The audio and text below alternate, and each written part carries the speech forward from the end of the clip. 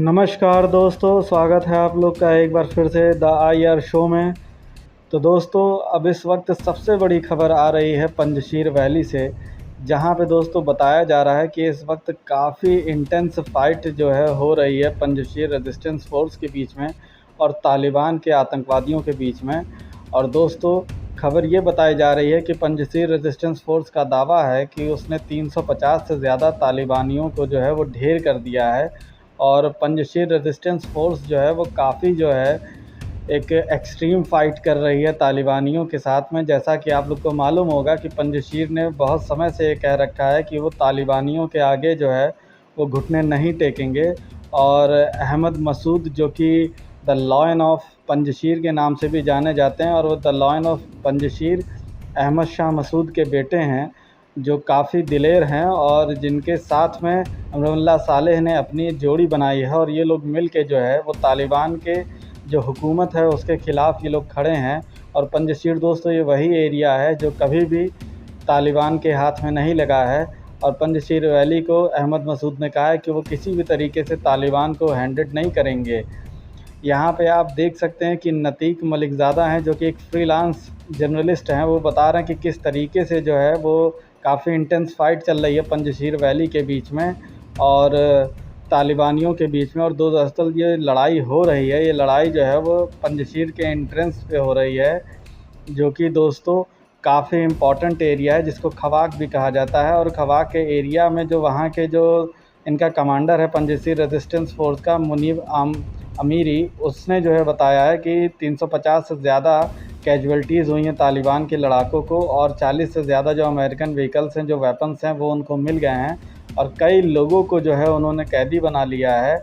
इसी के साथ जो कोटल खवाक जो एक एरिया है, जो रोड है जो कि कनेक्ट करती है पंजशीर को, वहाँ से भी जो है का जो कमांडर है उसने भी ये बताया कि उन्होंने जो है पंजशीर के जो लड़ाके हैं उन्होंने तालिबान के कई लोगों को मार गिराया है इस फाइट में।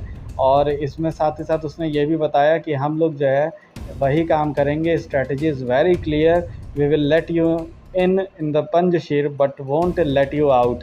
तो हम आपको बाहर तो नहीं जाने देंगे, लेकिन आपको अंदर आने देंगे, लेकिन बाहर नहीं जाने देंगे। तो पंजशीर रेजिस्टेंस फोर्स के जो भी कमांडर्स हैं उनका साफ साफ ये कहना है, और ये लोग बता चुके हैं कि ऐसा 2 बार हो चुका है, और दोनों ही बार में जो पंजशीर रेजिस्टेंस फोर्स है उसने बहुत बुरी तरीके से चोट पहुंचाई है तालिबान को। तो दोस्तों, बात दरअसल ये है कि तालिबान ने क्या किया था कि अपनी एक पीस डील ऑफ़र की थी पंजशीर रेजिस्टेंस फोर्स को और पंजशीर रेजिस्टेंस फोर्स के लीडर्स को, और उनको ये कहा था कि हम आपके कुछ रिप्रेजेंटेटिव्स को अपने यहाँ, हम अपना जो सरकार बनेगी उसमें आप शामिल कर लेंगे।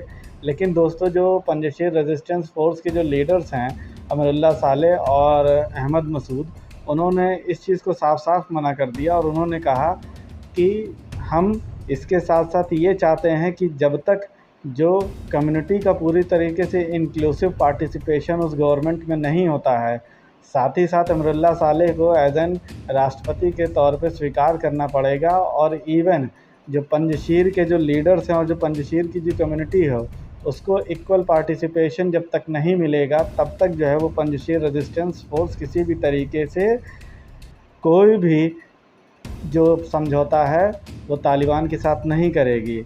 और इसी के लिए अहमद मसूद ने विश्व के लीडर्स का जो है वो सपोर्ट भी मांगा था, लेकिन अभी फ़िलहाल तजिकिस्तान के अलावा किसी और देश ने जो है वो सपोर्ट नहीं किया है।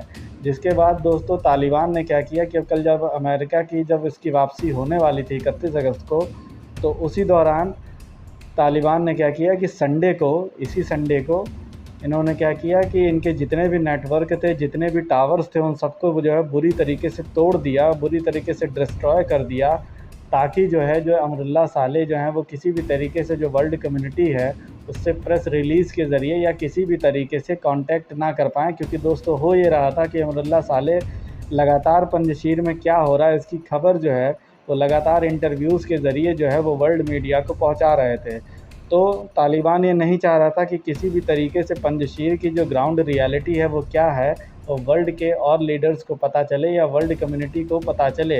तो इसीलिए उन्होंने क्या किया कि पंजशीर को घेर के अब उसके बाद इन्होंने वहाँ के जितने भी जो टावर्स थे जो कि वहाँ पे कनेक्टिविटी का काम कर रहे थे कम्युनिकेशन के लिए, उन सभी टावर्स को इन्होंने नष्ट कर दिया और उसके बाद इन्होंने पंजशीर को घेर के वहाँ पे अपना इन्होंने हमला किया। लेकिन दोस्तों, जैसा कि मैंने कहा कि पंजशीर के जो कमांडर्स हैं उन्होंने साफ कह दिया है कि there is a clear simple strategy, we will let you in but won't let you out.